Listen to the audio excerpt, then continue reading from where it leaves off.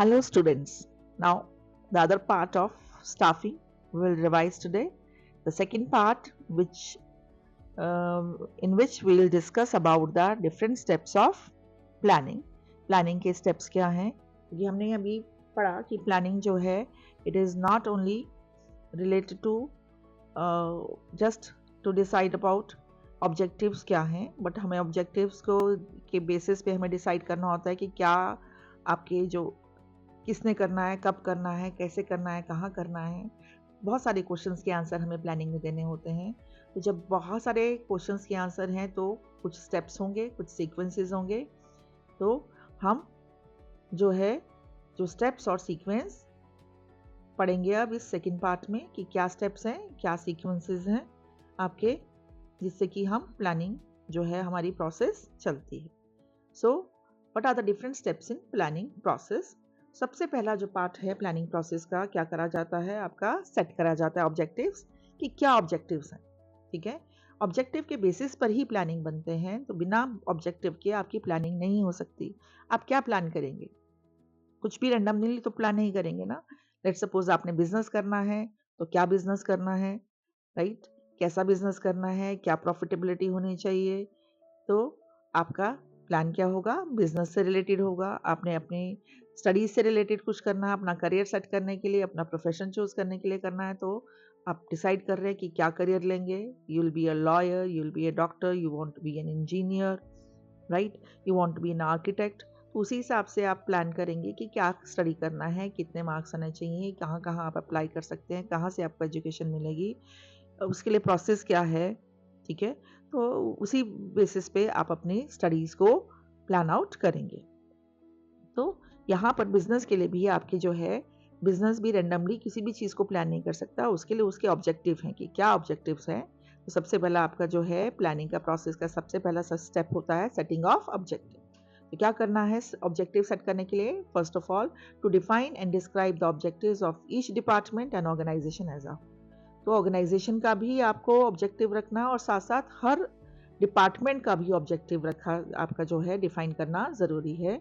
ठीक है, जो आपका जो ऑर्गेनाइजेशन या फर्म का जो है, what are the desired goals of the firm, targets to be achieve should be broken और डिवाइडेड इनटू डिपार्टमेंटल, सेक्शनल और इंडिविजुअल ऑब्जेक्टिव्स। तो जो टारगेट्स जो आपके हैं, मेन टारगेट्स हैं, उनको डिवाइड कर दिया जाता है आपके डिपार्टमेंटल टारगेट्स में, सेक्शनल टारगेट्स में और इंडिविजुअल ऑब्जेक्टिव्स में, राइट?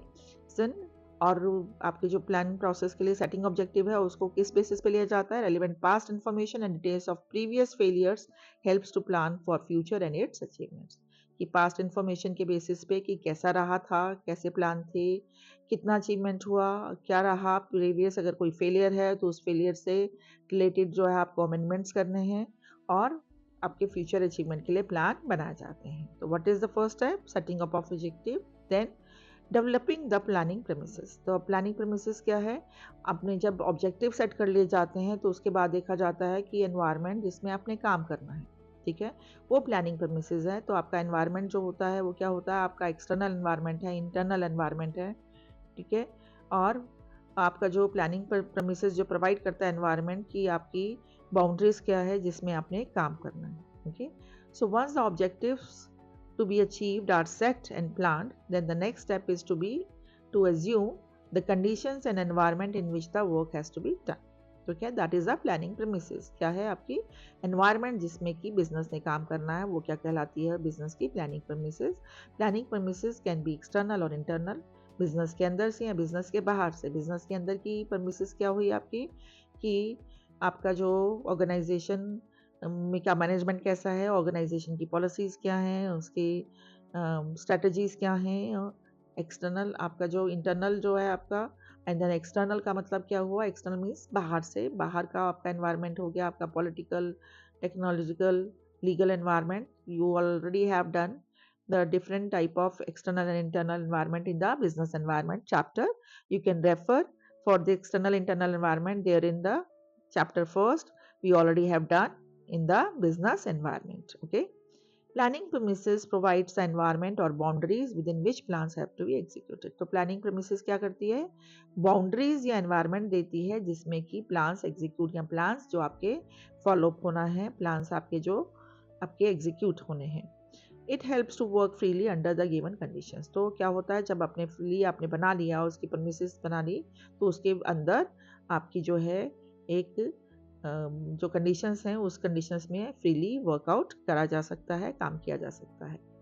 देन आपने क्या किया, प्लान्स बना ली, आपने पहले सेट किया कि अपने ऑब्जेक्टिव्स क्या थे, फिर उसके बाद आपने क्या किया, आपने प्लानिंग प्रेमिसेस बनाया, प्लानिंग प्रेमिसेस के बाद आपने आइडेंटिफाई किए कि डिफरेंट कोर्स ऑफ एक्शंस क्या है, what are the different sources of actions. Okay, अपने डिफरेंट सोर्सेज ऑफ एक्शंस के once the goals are set and environment under which work is to be done is set, then it is required to know various course of action. Okay, various course of actions क्या हैं आपके, क्या क्या आपका हो सकता है. तो आप एक ही प्लान नहीं बना के रखेंगे, आपका जो है आप 2 या 3 प्लान रखते हैं कि अगर ए प्लान आपका एग्जीक्यूट नहीं हो सकता है तो प्लान बी एग्जीक्यूट नहीं हो सकता तो प्लान सी पर आप वर्कआउट कर सकते हैं. ठीक है, so if plan A fails then how to immediately switch over to the plan B. Okay, बहुत सारे प्लान्स नहीं बनाने हैं, आप 2 या 3 अल्टरनेटिव अपना जो है कंपनी लेके रखती है प्रोविजन.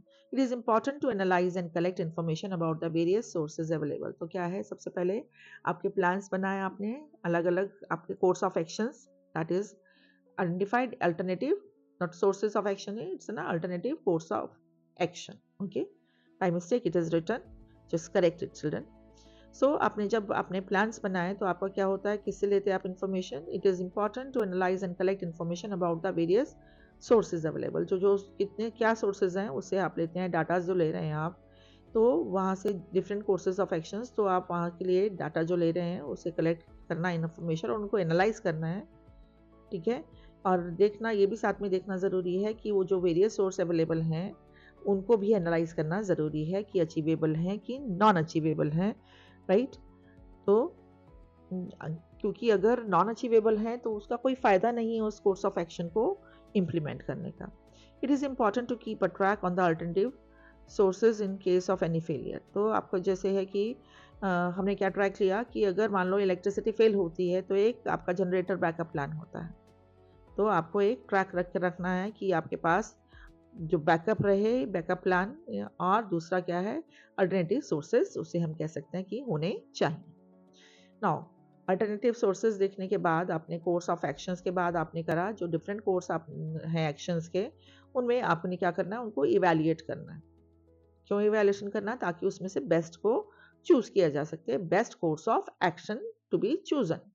ओके, तो आप क्या है, अगर जनरेटर और इलेक्ट्रिसिटी की बात की जाए तो जो अगर वहाँ पर आपके इलेक्ट्रिक कट्स बहुत ज़्यादा हैं, out of 10 hours working, if 6 to 7 hours or 8 hours electricity is not available, electric cuts are there, then the best way to go for is the generator only. Okay, but if electricity is available and it is cheaper, then the best course of action for providing power to the for the manufacturing of the product there in an organization would be your electricity. Okay, so evaluate करना है alternative जो आपके sources हैं और उसमें से best alternative को choose करना है. तो क्या है, alternative sources are judged and compared on the basis of each one's cost and benefit. किस बेसिस पे किया जाता है उनको कंपैरिजन, उनके कॉस्ट पे और उनके बेनिफिट्स पे. ठीक है, the best one is chosen so as to achieve the desired results after objectives and scientific evaluation of different alternatives. तो आपको क्या करना है, उनको जो उनके डिजायर्ड रिजल्ट को अचीव करने के लिए जो बेस्ट सुटेबल है, बेस्ट कैसे देखेंगे हम, उनको चेक करेंगे हम उनके कॉस्ट और बेनिफिट के बेसिस पे, और साथ में उनका कॉस्ट और बेनिफिट को जब हमने करा इवैल्यूएट तो हमने उसको किसे करा, साइंटिफिक इवैल्यूएशन मेथड पर और ऑब्जेक्टिव मेथड पर हमने उसको अल्टरनेटिव्स को हमने जो है जो दे आर बीइंग एनालाइज्ड. ठीक है, साइंटिफिक इवैल्यूएशन हुआ और उसी बेसिस पे आप फिर बेस्ट कोर्स को चूज करते हैं. Then formulating derivative or detailed plans. After the basic plans is designed, अब basic plan बन गया, then the next step is to develop the detailed plans. Detailed plans क्या हो गए आपके, कि आपने जब अपना मेन प्लान यानी कि ऑब्जेक्टिव्स डिसाइड कर लिया तो अब आपको क्या है, आपको policies, procedures, rules, programme, schedule, budgets बनाए जाते हैं. और हर प्लान के बारे का जो है प्रॉपर टाइमिंग और उसकी सीक्वेंस को भी आपका जो है क्लियर कर दिया जाता है. Proper timing and sequencing of the plans are done. ठीक है, ताकि कोई भी उसमें डिलेमा ना रहे कि क्या सीक्वेंस होनी चाहिए, रॉन्ग सीक्वेंस ना हो जिससे वेस्टेज होती है बहुत ज़्यादा और टाइम कंज्यूम होता है, प्रोडक्टिविटी कम होती है और रिजल्ट्स अचीव नहीं हो पाते. तो एक सीक्वेंस प्रिपेयर करने से जो है काम की स्मूथनेस बनी रहती है. And the next step, sixth step, is securing cooperation. Sound planning is successful when there is a wholehearted cooperation amongst all members of and executives. They need to be motivated to execute the plans. Plans must be communicated in detail to the employees so that they have an understanding of what is proposed to be done. ठीक है, they should know क्या करना है, what they supposed to do. एक आपने उनका corporation कब मिलेगा, जब उन्हें प्लान पता होंगे, जब उन्हें मालूम होगा कि क्या ऑब्जेक्टिव्स हैं, कैसे अचीव करने हैं.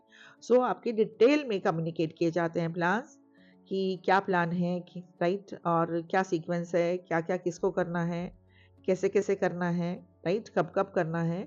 सो उससे क्या होगा, उसकी अंडरस्टैंडिंग रहेगी और उन सबको मालूम होगा कि उन्हें क्या क्या काम हर वर्कर को, हर एम्प्लॉय को करने हैं.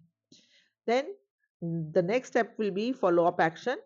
It is very important to review, recheck and re-establishes the plan set up earlier according to the man-made and natural changes. ठीक है, अब आपने जो भी प्लान बनाए, जो भी बने, आपके man-made थे या आपके naturally बन गए, राइट, तो इनको रिव्यू करना, रीचेक करना और री-एस्टेब्लिश करना इन प्लान्स को बहुत ज़रूरी है, क्योंकि आपके मैन मेड या नेचुरल कोई चेंजेस आ जाएं तो आपके प्लान्स, आपके वही प्लान्स, रिजिड प्लान्स नहीं वर्क करते, उन्हें रिव्यू, रीचेक और रीएस्टेब्लिश करना ज़रूरी हो जाता है.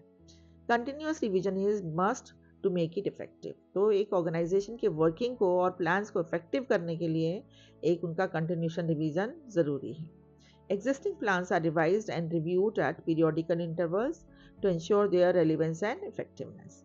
And this is necessary because the business conditions keeps on changing. क्योंकि बिजनेस एक आपके जो ऐसे एनवायरनमेंट में काम करता है जो कि बदलता रहता है, स्टेबल नहीं होता, तो इसलिए इनको भी रिव्यू करना ज़रूरी है, इनको भी चेंज करना ज़रूरी है. नेक्स्ट इज ना, what are different types of plans. अब टाइप्स ऑफ प्लान्स क्या है, हमने प्लानिंग परमिसेस के बारे में बात कर रहे थे. तो प्लानिंग परमिसेस क्या है, different types of planning, different not type of plans that we will do later. These are different types of planning permisses. तो आपकी क्या है, आपकी प्लानिंग परमिसेस होती है इंटरनल, एक्सटर्नल, टेंजिबल, इंटेंजिबल और controllable and uncontrollable. Tangible, intangible क्या हुआ, टेंजिबल जैसे आप सबको मालूम है, टेंजिबल वो होता है जो कि देख सकते हैं, इंटेंजिबल जिसको नहीं देख सकते. तो एक ऑर्गेनाइजेशन में क्या है, ऑर्गेनाइजेशन की गुडविल, एम्प्लॉयज का मोरल, उनका जो मोटिवेशन, ठीक है, वो नहीं दिखता. और टेंजिबल क्या है, जो प्रोडक्ट की यूनिट्स, कितनी यूनिट्स बन रही हैं, कितना प्रॉफिट हो रहा है, कितनी इन्वेस्टमेंट है, कितनी रिटर्न मिल रही है. These are what tangible premises. So assumptions which can be expressed in quantitative terms are called tangible premises. For example, units of production, capital investment, time available. ठीक है, और assumptions which cannot be expressed in quantitative terms, जो quantitative terms में express कर सकते हैं हम जिन चीज़ों को, वो क्या है, tangible premises है. और जिनको हम नहीं कर सकते हैं quantitative terms में express, वो क्या है, हमारा इंटेंजिबल प्रेमिसेस है. इंटेंजिबल प्रेमिसेस में क्या आता है, गुडविल आती है, मोटिवेशन और मोरल आता है एम्प्लॉयज़ का. ठीक है, गुडविल आपकी इंटरप्राइज की आती है. देन आपके आ गए इंटरनल एंड एक्सटर्नल प्रेमिसेस. जो इंटरनल प्रेमिसेस क्या है, वो अजम्पशंस हैं हमारे इंटरनल वर्किंग एंटरप्राइजेस के. फॉर एग्जांपल आपकी कैपिटल कितनी है, मशीन कितनी है, राइट, ऑर्गेनाइजेशंस की जो है मैनेजमेंट सिस्टम क्या है. और assumptions जो हमारी आउटसाइड है या एक्सटर्नल premises है, उसमें क्या है, assumptions for factors outside the enterprises are called external premises. likely क्या टेक्नोलॉजी क्या चल रही है, कंपटीशन कितना है, ठीक है, गवर्नमेंट पॉलिसीज क्या हैं, ये सब क्या है, आपके एक्सटर्नल premises है. Now next one is a controllable, semi controllable and uncontrollable premises. Controllable premises क्या है, policies programs of the organizations which can be fully regulated by management. जो कि मैनेजमेंट रेगुलेट करता है पूरी तरह से वो क्या हमारा कंट्रोलेबल प्रेमिसेस है। पॉलिसीज प्रोग्राम्स जो कि कंट्रोल हो सकती हैं, रेगुलेट करता है मैनेजमेंट अपने आप, तो उनके हाथ में पूरी तरह से हैं, that is called to be controllable premises. Semi controllable क्या है? जो पूरी तरह से कंट्रोल नहीं है, पार्टली कंट्रोल है, पार्शली मैनेजमेंट उसको कंट्रोल कर सकता है, कुछ हद तक उनके कंट्रोल में है पर पूरी तरह से नहीं है, जैसे कि प्राइस पॉलिसीज, सेल्स एरिया, ठीक है, are some semi controllable premises. या पूरी तरह से प्राइस को कंट्रोल नहीं कर सकता क्योंकि कंपटीटर्स की प्राइस पॉलिसीज पे भी का अपना सिस्टम है और आपकी प्राइसिंग पॉलिसीज का डिफरेंट सिस्टम है, तो कहीं कुछ कंटेंट तक, कुछ लेवल तक तो प्राइस को कंट्रोल किया जा सकता है पर पूरी तरह से नहीं किया जा सकता। नाउ जो फैक्टर एक्सटर्नल हैं हमारे ऑर्गेनाइजेशन के, जो कि उसके कंट्रोल के बाहर हैं मैनेजमेंट के, क्या कराते हैं वो अनकंट्रोलेबल प्रेमिसेस। तो जनरली आपके अनकंट्रोलेबल प्रेमिसेस कौन सी है? जो ऑर्गेनाइजेशन के बाहर है, like trade cycles, political changes, ये क्या हमारे अनकंट्रोलेबल प्रेमिसेस हैं। So I am ending up this chapter here only. Okay, so we will do the revision in the next part regarding this. Children, I feel like you are enjoying doing revision with me, so it is very very important for all of you to like, share and subscribe the channel, and notes regarding every chapter I will provide you. In some chapters though I have provided in the caption where from you can download the notes free of cost, and rest of the chapters notes I will provide very soon along with the last part of the chapter. So do get the copy of your notes from there. Okay, thank you. See you soon. Bye.